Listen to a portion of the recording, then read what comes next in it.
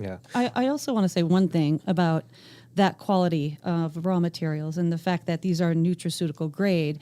We do a lot of testing on the NutriVal of various metals and toxins, and it's shocking how many times it comes back to being a filler in some of these supplements that people take over the counter. And so it's such a very important piece to keep that nutraceutical grade and quality control. But I do have a question.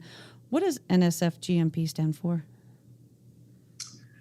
Well, NSF is a third-party organization that actually has excess FDA auditors that audit you for GMP certification. GMP stands for Good Manufacturing Practices. Got it. So that's really what they're looking to do. Awesome. I think the first part of your question was related to fillers and purity, right? Yeah. Well, it's funny because it makes me think a while ago, it's really bad in the commercial space, notoriously. And I remember that article coming out several years back that examined, like an herbal formula, and they found all sorts of stuff in it, like common house plant material and like all this interesting stuff. It was very interesting. Yeah.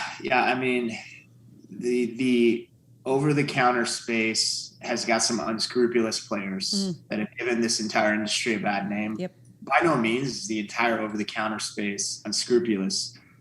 There are definitely diamonds in the rough out there, but they're hard to find. It's hard to know. Yeah. When you are in the physician channel, you're in good hands. There's a variety of great, reputable companies that are putting out a great product. Where I think, we try to really differentiate ourselves is, again, in that customization, that personalization aspect.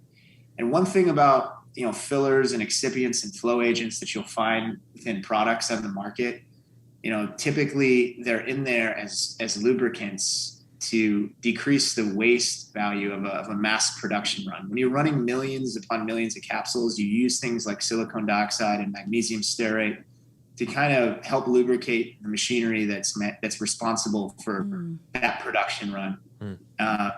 And a lot of, naturally, that's going to get into the product itself, hence the reason why it's in other ingredients on a product. I see. Because our products are produced in a smaller batch format, because they're all smaller batches, or they're individualized batch, N of one sample size for one person at a time.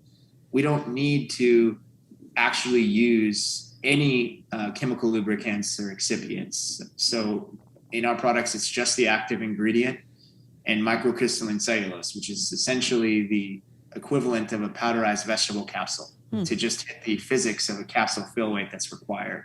So it allows us to fit more active ingredient into a capsule, which again is going to bode well for patient compliance and pill fatigue, because you're able to do more with less in that model. And people are taking the product to get the actual natural component itself, not these other things that are required to be in there from a mass production setting. Right.